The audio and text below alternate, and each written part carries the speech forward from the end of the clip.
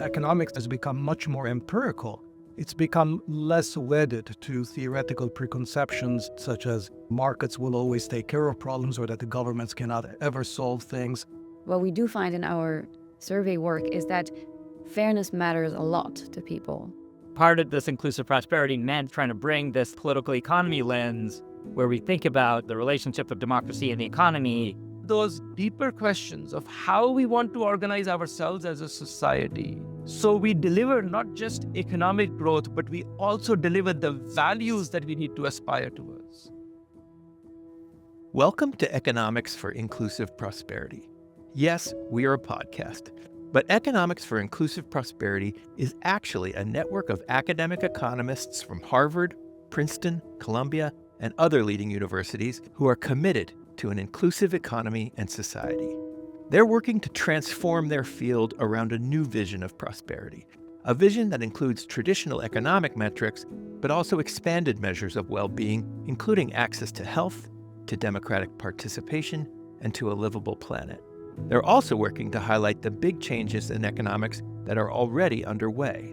A new generation of scholars and researchers working with big data and empirical tools are questioning old theoretical orthodoxies and prescribed remedies and are developing new policies that work for the many instead of the few.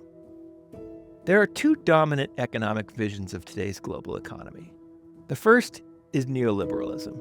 For the last half-century, it's been associated with hyperglobalization, the free flow of capital, limited government intervention, and orthodox beliefs in the magic of markets to achieve economic ends. It's widely seen as being in decline and has been blamed for record levels of inequality, financial instability, the hollowing out of the middle class, and the ongoing destruction of the global climate. The other vision could be called economic nationalism and protectionism. It's on the rise, and it's also come with economic instability, along with tariffs, trade barriers, and rising illiberalism in the form of zero-sum thinking, authoritarian politics, and the weakening of democratic institutions and norms. So what do these two economic meta-models have in common? It's a world divided into an ever smaller number of economic winners and a rising number of losers. A planet on the brink of irreversible climate devastation and growing anger and resentment among the people being left behind. Clearly, we need another way. We're at a historic crossroads that calls for a new vision of economic thinking and policy that takes a wider view of what prosperity means and who's entitled to it. So how do we build a more inclusive, more sustainable, and more prosperous economy for everyone? Our conversation today is with two of the founders and co-directors of Economics for Inclusive Prosperity, which we'll sometimes call EfIP for short. Dani Rodrik is an economist and the Ford Foundation Professor of International Political Economy at the Kennedy School of Government at Harvard University, where he is also co-director of the Reimagining the Economy project. He's also a former president of the International Economic Association and the author of the new book, Shared Prosperity in a Fractured World. Suresh Naidu is the Jack Wong and Echo Ren Professor of Economics and a Professor of International and Public Affairs at Columbia University. He's a former Alfred P. Sloan Research Fellow who's been recognized for his groundbreaking scholarship in labor economics. And I'm your host, Ralph Rinaldi. So let's get started. So, Dani, Suresh, it's great to be here with the two of you today as we launch the new Economics for Inclusive Prosperity podcast. So you're two of the co-founders and co-directors, and this is very much your brainchild. And of course, I'm talking about both the Economics for Inclusive Prosperity Network, which we'll sometimes call EfIP for short, and this podcast, which highlights its work. What I was hoping we could accomplish today with this episode is to build a foundation of understanding about what Economics for Inclusive Prosperity is, the problems it was created to address, and some of the strategies for tackling them. That way, I think it's helpful both for people who are listening right now to our first episode, but also for members of our audience who'll join us a little bit further down the line. They'll be able to refer back to our talk today and get a baseline understanding about what EfIP is so they can better understand future episodes about more specific topics. So for those listening, I thought we'd start with just some basic brief introductions. Do you guys mind introducing yourselves? Sure. I'm Dani Rodrik. I'm a professor at the Kennedy School at Harvard. And I'm Suresh Naidu. I'm a professor of economics at Columbia.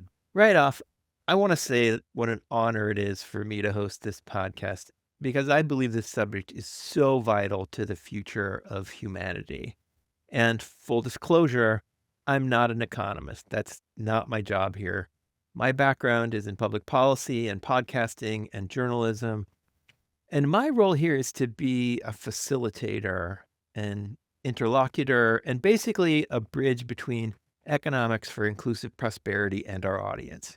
So that said, I thought we might start at the beginning. So where did the idea come from to create a network of academic economists who are committed to an inclusive economy and society? Okay, I'll start with my version, which is it was at a conference run by the Hewlett Foundation at Stanford. And basically, the two of us were there along with Gabriel Zuckman. It was an interdisciplinary conference with many other different social scientists. And basically, everyone was laying blame for all of the problems of the day at the feet of economists. And so there was this idea that what economics was like the Chicago School, was arch neoliberalism, that we were like defenders of inequality, the sources of all bad ideas. And when we were talking, it's not that economics doesn't have a lot of problems, but it's not these problems. And we just thought that there was a real lack of appreciation for like how nuanced economics had become, how like rich and multifaceted it had become, and that the sort of intellectual stereotype of economists inside other social sciences in particular were just kind of not really realistic. And we sort of realized that inside mainstream economics, there was plenty of progressive or egalitarian ideas and people inside economics, but there just wasn't any place for them to congregate. And there was no flag thrown up to basically be like, if you're interested in this kind of thing that exists, here are the people that do it. And that meant that in some ways, like a lot of the very interesting ideas that come out of a lot of economics were just not getting wider circulation. And so part of the effort was to kind of also have this idea that economists that entered EfIP would write these policy briefs. And that would be like an entry point into this because it would be a way of creating like a short, like 2-pager that kind of made some idea like legible to like a congressional staffer or something like that. And this was kind of like part of this vein, I think, of a variety of projects by Hewlett and other foundations of, okay, well, the economy is changing. We're headed towards a post-neoliberal moment. What does economics look that looks differently? And so we got money from the Hewlett Foundation along with a number of other initiatives that were in this space. So that was almost like it feels like a universe ago.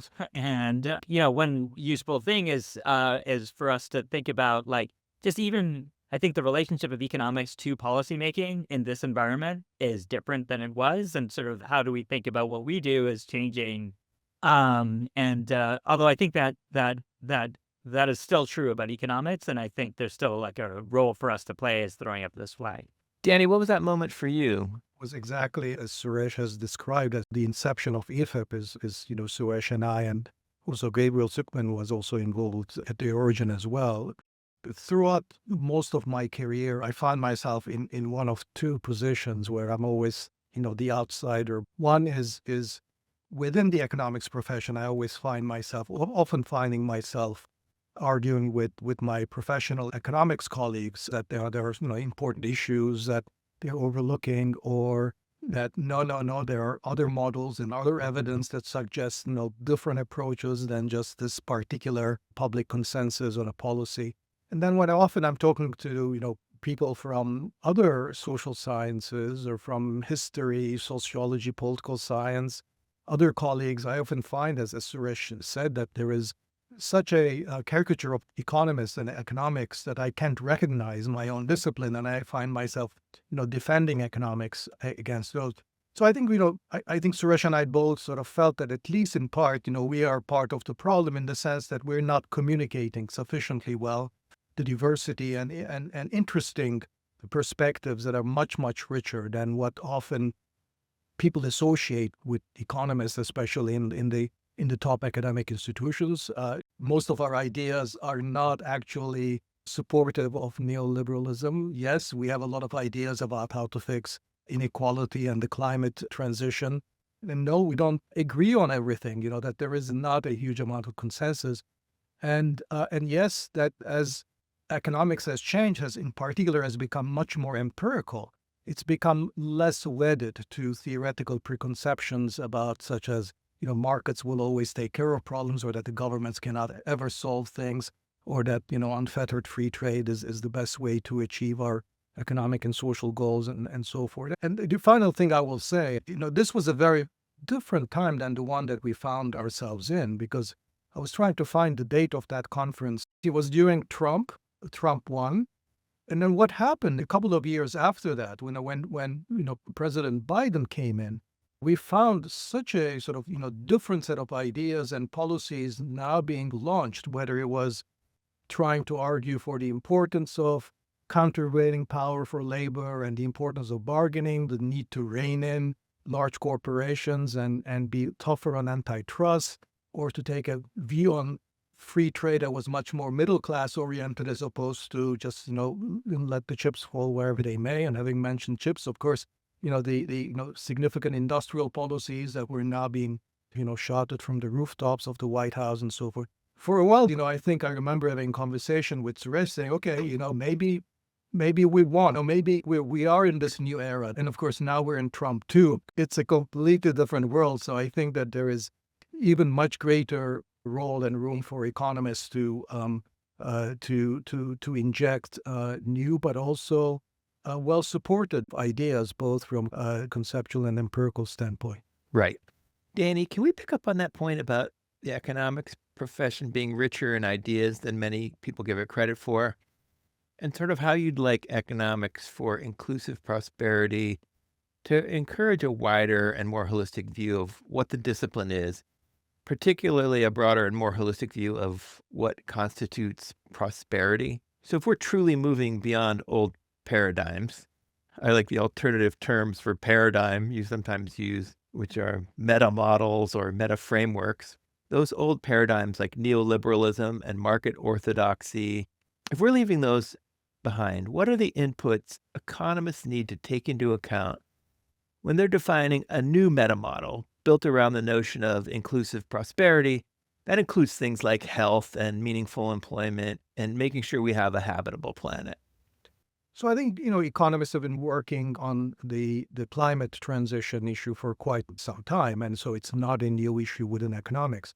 But I think what has to happen, and to some extent has happened, and I think, that movement that I'm just going to talk about is indicative of, I think, what the new perspective that EfIP brings, is to be more welcoming and more interested and curious about second best approaches to solving some of our problems. And I think too often economists get enamored of, first best. So what is a climate problem? Is a problem of emissions. How do you solve emissions?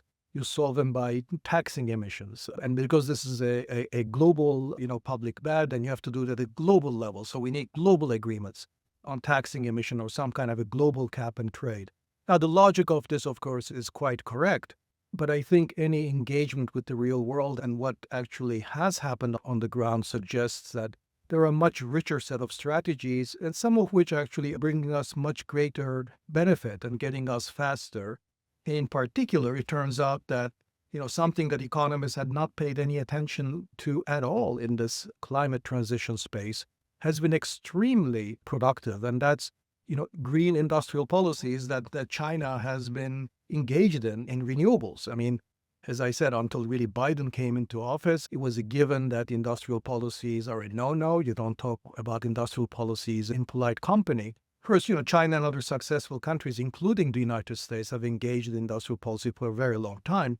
But intellectually, economists have been very hesitant to get into these issues, and just sort of summarily, because it entails governments engaging in, making decisions about resource allocation and so forth, as being very skeptical that that's something governments ought to do. Now, 15 years into intensive green industrial policies in China, we have the prices of renewables globally have collapsed by 95%. And now we're at the cusp of a transition to a green economy that even people who were extremely worried about climate transition are now finding some shed of optimism that we might actually be able to, leave to our grandchildren a habitable planet. We haven't won the war by any means, but the benefits are coming from tools and approaches that are non-standard, that are unorthodox, not incompatible with mainstream economic thinking, as long as we enlarge our look and consider a wider range of political economy and second-best issues as well. Suresh has worked on climate policy, so I'm sure he would want to say something. Yeah, Suresh, what is that lensing out and being more inclusive of different areas and ideas? What does that mean to you? So everything Dani said, I agree with. But I'll just also add another part to it, which is I think part of maybe it's the empirical turn or something, is that the dimensions of well-being that economists now pay attention to are much larger than GDP. And so there's active literatures in health economics, in crime, in measuring even mental health and well-being more holistically. And I think the idea that economists just kind of say maximize GDP or some notion of narrow economic efficiency, I think there's probably still people that think that. And it is in fact true across countries. GDP is correlated with almost any other measure of some other measure of well-being that you could look for. But that said, that doesn't mean we shouldn't also try to figure out direct ways of improving those other dimensions of well-being. There's literatures in economics going way back to Mark Tussen's capabilities approach and others that kind of really put the point on GDP not being the end-all and be-all of what an economy is for. In this empirical turn, in some ways, one of the places that you kind of really can see observable outcomes is health and lifespan and these things that are, where you don't in fact have to make that many assumptions about what is good and what is not good. It's yes, you have a very clear target and you're trying to move that. So I think that's been a widening of the lens. I also think as the discipline has become more inclusive itself, with the gender balance just really changing, and along with that is that concerns about gender equality and even things about kids and sort of traditionally female concerns are now just become a larger important part of what economics does. And I think that's partly because the composition of who's an economist has changed a lot. And I'll just sort of end with one thing that it's also interesting to just talk about, which is certainly for those of us at the beginning and in the founding, part of this inclusive prosperity meant sort of thinking about what democracy and its relationship to economic policy and democratic politics as something that we were committed to. And I will say at the beginning, we did feel it was at risk in the countries we lived in. And I think in our current moment, we're just definitely thinking about that precipice. And I've worked on democracy, Dani's worked on democracy, and we're kind of, I think, trying to bring this political economy lens where we think about, the relationship of democracy and the economy. I think we're probably both thinking about how it relates to where we are now. Can I add one more thing here? I think earlier when I was talking about the climate transition, I was talking about the instruments and sort of, broadening our lens on the type of instruments for achieving our goals. And Suresh has now talked about how it's important to broaden our lens on the objectives of our economy and what should our economy be producing. And he mentioned the health and other measures of social well-being. I will specifically want to focus there or add the importance of jobs, in particular good jobs. And this is an area where I think economists have had a kind of a blind spot that goes all the way back to Adam Smith, where, Adam Smith sort of taking the mercantilist as his foil said that really ultimately the point of an economy is to produce consumption possibilities, to expand the consumption. And ever since, I think economists have had this kind of a lens where, we measure our well-being by sort of asking, well, does that expand the possibilities of consumption? So complete unfettered free trade with China is wonderful because look at Walmart and the shelves are full of cheap goods that come from China. And then, if people lose their jobs in the process, maybe we should train them or they can move somewhere else, or maybe we can compensate them. On the point of compensation, actually, I want, Suresh to say a word about a paper of his that is very interesting on this. But the point is that when we look at, sort of economic life from the perspective of just consumption, we lose sight that a job is not just a source of income. It's not just, to use economist language, just something that, relaxes your budget constraint. And in fact, enters negatively into your utility function as disutility of work. It actually enters very positively that one of the most important things that we do is the sense of contributing to society through the job that we make. And that's now actually, interestingly, what economists are finding out, sort of asked either in the context of, life satisfaction studies, or in one case, a very interesting NBER paper of, I think, last year, going back to these narrative interviews from the New Deal and finding out that when you ask people what gives meaning to your life, the work that they do is as important as their family.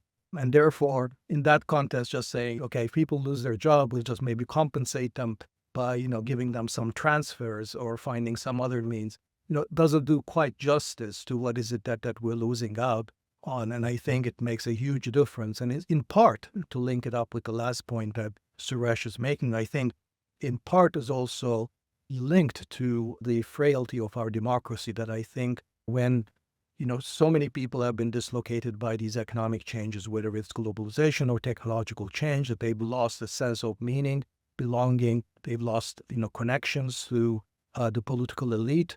And, I think a politic of resentment and anger and being open to right-wing authoritarian slogans and ideologues has been part of the consequence of this. Suresh, you want to say just a word of that?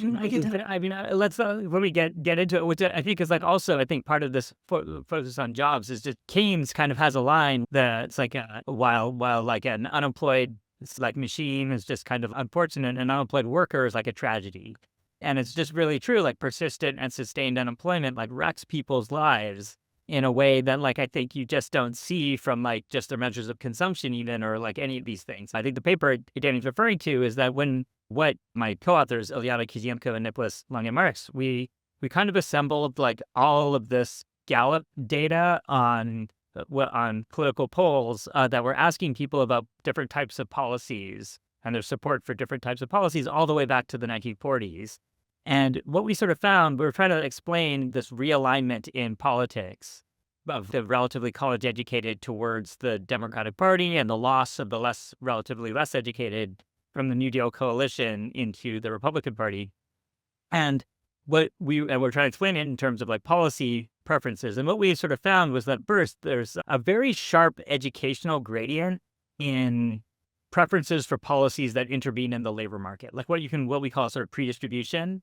So things like tariffs or unions or minimum wages or jobs for all. I'm surprised that even today, jobs for all, the government should provide everyone a job, polls super strongly among people without a college degree. And so this idea that work is kind of the thing, good jobs are something that people really want. That's something that less educated voters had always liked a lot more than relatively educated voters. And that's constant all the way back to the 1940s.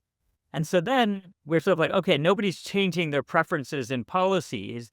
And so what could explain realignment? We kind of show in a variety of ways that it's when the Democratic Party kind of pivots in its policy orientation away from these kinds of New Deal, good jobs sort of policies towards still egalitarian, but trying to do it more through the tax and transfer system, like EITC and expansion of food stamps, and doing it more through the welfare state rather than delivering through the jobs. That's kind of the moment that you start to see this divergence in the educational gradient in terms of the relatively less educated leaving the Democratic Party. So our idea there is that this kind of educational realignment that you can argue is kind of lying behind where we are today has as its origins in some ways this divergence in where the Democratic Party went in terms of its policy direction, and it lost one group of voters and gained another.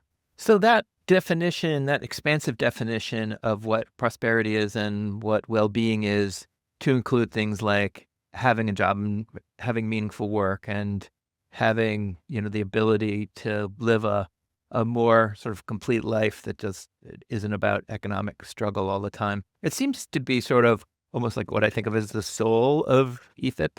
And when I try to talk to people about, well, what are you working on? I try to describe what EfIP is trying to do, and that is to change the mindset and change sort of the meta model of the profession. It seems to me, from everything I've read, that dominant meta models, as Dani puts it, are stubborn things. and self-reinforcing in a lot of ways. Can you talk a little bit about the difficulty ahead of trying to accomplish that mindset change within the profession? And for example, does it take a moment of big upheaval like we're in right now? Does it take that sort of fertile ground? And then how do you take advantage of this moment in order to advance forward in that area? My response to that would be, well, as somebody who is in the profession, I would say that this is what the profession in many ways is actually doing, but is not interested in necessarily investing in the public-facing activities that would, convince ordinary people that economists are actually an ally, they're not the enemy here. And I think that's the part that in some sense we're trying to fix. I mean, I would say that, that the kind of work we're talking about, that we've been talking about in the last 5-10 minutes is just a fraction or a tiny, just a sliver of the very interesting work that economists are already doing, really enlarging our scope of both, the kinds of things we should be interested in and how we get there.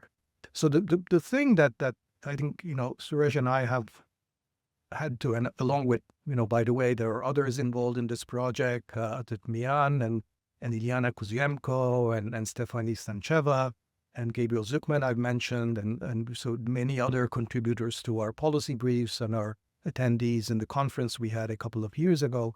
So it is how to beef up the incentives of engaging in these policy debates and sticking your neck out and saying something in public that isn't necessarily nailed down by the laws of causal inference or, wouldn't pass, a 5-referee report test, but it contributes to the public debate and also shows that economists have interesting and diverse ideas on this, because and emphasizing diverse is important because we don't want to look like we're the alternative. That's not the point. The point is here are a bunch of alternatives. They're all sort of driven by a more inclusive understanding of what economics should be about. But we're not taking any, this is not what your trade policy should look like. This is not what, here is your ideal blueprint on labor market policies or antitrust. It's just to convey the breadth of possibilities and to getting more economists engaged in these kinds of debates. I think what we're fighting for, my version of the obstacle we face, is that I think there is still a tendency for most economists to, when they're engaging in public debates, whether it is talking to a newspaper person or whether it's around the conversation around the Thanksgiving table with their families and friends, is to retreat to some very baseline benchmark intuitions about the economy that still comes from the perfectly competitive benchmark, and to be always a defender of that benchmark rather than being more open-minded. Not because that's not what they do in the seminar room or professionally, but that, making that additional leap to what would I think in this particular policy context requires a little bit more investment. I think the term you used in some of the descriptions of economics for inclusive prosperity was the sociology of the profession, right? So Suresh, how do you think about overcoming the dominant sociology of the profession in order to elevate the broader range of ideas that Dani's talking about? Yeah, let me give 2 examples, one very close to what I work on, one that's more in policy areas. So I work a lot on like monopsony and labor markets. So just like I think there's been a real sea change in labor economics that's sort of migrating, I think, into other fields about just how pervasive employers' ability to set wages is. And one of the things that does is like, look, employers are always trading off turnover and payroll. And so there's always some wiggle room where you can like keep wages a little bit lower than you might have otherwise, suffer the additional turnover, but hey, you make a little bit more profit from that. And that's kind of what's going on. And it turns out that like slight modification, it's not particularly a radical departure. It's been around in economics since John Robinson in 1933. But I think in combination with a bunch of like empirical evidence, both the evidence on the minimum wage, the evidence that some jobs, like for the same worker, it really depends which firm that they're working at. In some case, like direct experiments when you like can randomize the wage and sort of see how different workers quit or are hired.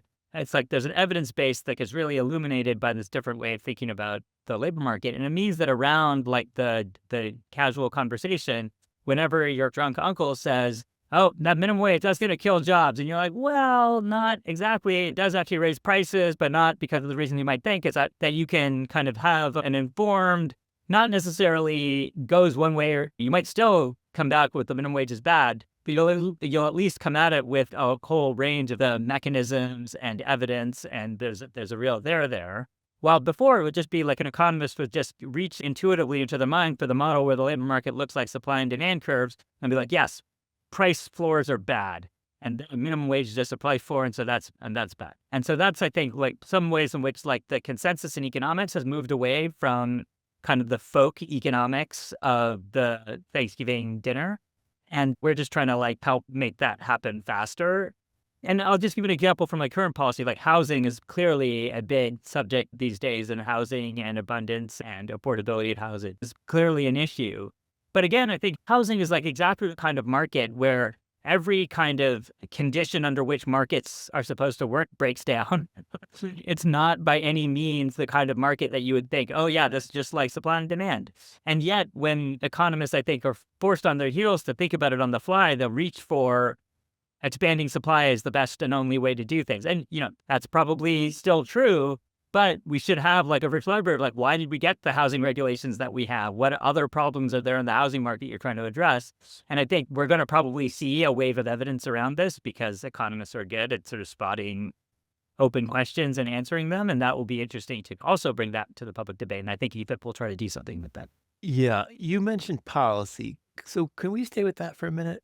I know that a big emphasis of EfIP is not just on economic theory, but concrete policy ideas. It's connecting up the world of economics and economic thought with actual policy ideas on the ground. Can you talk about why it's important to have economists thinking in terms of policy?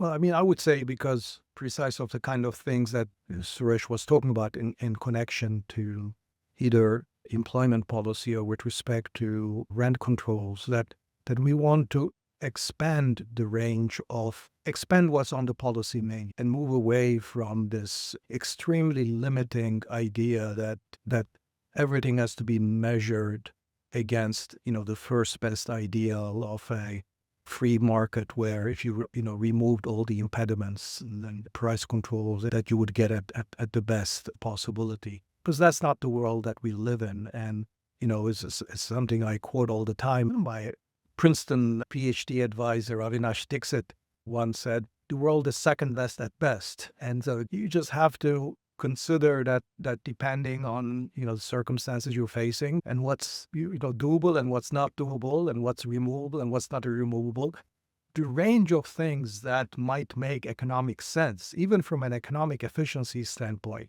is much, much broader than most economists in their public-facing moment give credit to.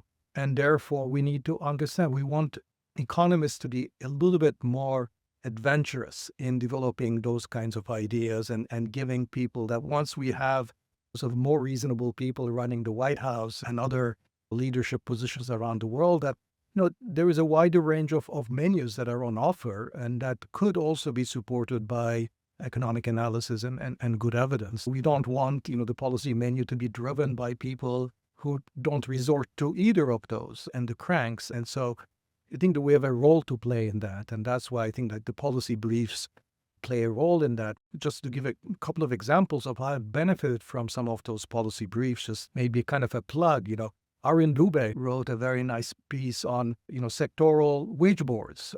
How do we move towards, establishing a floor on wages in an economy which is not organized around manufacturing and labor unions that are based in industrial plants and so forth. Thinking sectorally and establishing sort of wage boards that will be sensitive to industry and regional context. And I think those very interesting ideas. Or something else from our policy brief, Max Casey's work on how do we approach issues of AI and regulating and thinking about the control of AI and new technologies. And thinking about that's something that, is ultimately whoever defines the objective function for what the AI is solving for actually determines what AI will do and who will benefit. And therefore, that's a deep, deep insight. And understanding that and drawing the policy implications are very important. Okay, so one more thing I think we should emphasize in this first interaction with our audience is that Economics for Inclusive Prosperity is putting an emphasis on communicating with younger economists and aspiring economists. And I think they're an interesting group because chronologically, their cohort has never lived in a world and in America that weren't getting progressively more economically unequal, right? Not just economic inequality, but worsening economic equality is their lived experience. How do you think their lived experience and worldviews could shape this next phase of economic thinking? And what are you hoping to instill in them to get them to think broadly, to think about policy, and to break free of some of the more hidebound aspects of the profession? So I'll start, I guess, as like so on the younger end of this. I mean, it's been going up. Inequality's been going up all over my lifetime. I'll just say, from my experience, actually, there was something around the financial crisis that, like, I got my PhD right in 2008, and I think there was like a consensus in economics that was kind of like interrupted by the shock that was the financial crisis. And so I think that sort of did change a little bit the selection and like orientation of like people coming into economics after that. So I think there has been a trend, and I don't know if it'll last, and I'm not young enough to know exactly how the recent cohorts have been changed by COVID and everything since. But I do think that part of this is that when you say it's really tough to change minds, it's the way academic disciplines change, that famous adage of gravestone by gravestone. And so in some ways, it's going to be the real kind of people that put forward new paradigms and new ideas and like broaden this lens are probably going to be the young economists of now, thinking about how to make economics work for the problems of today, that are going to be having the really innovative ideas. And we just kind of want to create like a safe space, if you will, for them to do that and feel like they could do that and feel like they could be professionally rewarded with that, and they won't have somebody slam them down. So I think that's kind of what we're trying to do, is encourage young economists to think broadly and think in terms of policy in a way that you're often like not incentivized to do that until you have tenure or something like that. Dani, when you talk to your economics students, what are your impressions of them in terms of how maybe their mindset or their worldview is different from yours when you were their age? And what do you say to them? I mean, I think the empirical turn in economics has had huge impact. It's been good for a lot of different reasons, but the one that matters probably the most in the context of the current conversation is, if you don't have good evidence, good data, and not much consensus on how to interpret evidence, then essentially, evidence doesn't count for much. It's like the way that the drunk uses a lamppost, right? Like for support, not for illumination. And then your theoretical, your conceptual priors determine everything. And when I came of age in economics, that was still more or less what economics profession was like. I mean, when I was doing my PhD and a good, I would say 10 years afterwards, it was only the less capable doctoral students who would do empirical work. This is literally true. If you were not good enough to do either theory or applied theory, which applied theory, by the way, meant, a theory applied to a particular model. It didn't mean actually empirical work. Then you would be advised, well, maybe you'll go to a multilateral institution or you go to consulting and you may want to just run a few regressions. And so that's how the profession was. In that kind of a context, the theoretical priors determine everything. And then everybody's theoretical priors are the, competitive market economy. So now, I mean, when you do empirical work and, with good tools of causal inference, and the world throws out all kinds of findings you weren't expecting before. And then not only are you forced to question the assumptions that you went into, you're also then forced to go back and says, what is it about theory that I missed out, right? Again, the standard example is the labor market with the minimum wage studies and how they went and then, forced us to rethink what kind of market structures or institutional setups would then produce, increasing the minimum wages, increasing employment rather than reducing it. But that really has been now all over the place. I mean, in trade, of course, now we understand much better the consequences of trade liberalization. In industrial policy, there's a vast literature that shows that industrial policy can be very effective under certain settings using state-of-the-art tools on causal inference and so forth. So this transformation is really happening because, people are coming with much looser theoretical priors, doing good empirical work to see what is working, what is not working, throwing up new results, and then going back to theory, then reconceptualizing. And that's exactly what we want young people to be doing, keeping that open mind and doing that work. And then, as Suresh said, open up some safe spaces where they can take those ideas maybe just a little bit further and think a little bit more seriously also about what the policy implications might be and how that might apply in any particular kind of a context. But, it's giving them a little bit of a push rather than, making them change direction or change the discipline. Although I think the social returns from this activity is huge for, our intellectual conversation, I would say. Well, this has been a great conversation. I hope it's given our audience a solid sense of what economics for inclusive prosperity is and what we're hoping to achieve. And I, for one, am really excited to keep these conversations going and elevate the ideas. So thanks so much for being here with me. Thank you. Thanks so for the much. conversation. Thanks. Thanks for listening to the Economics for Inclusive Prosperity podcast. Please join us again in 2 weeks for another new episode featuring EfIP co-director Atif Mian, discussing his research on the relationship between the financial sector, debt, and some surprising repercussions of growing wealth concentration for the broader economy.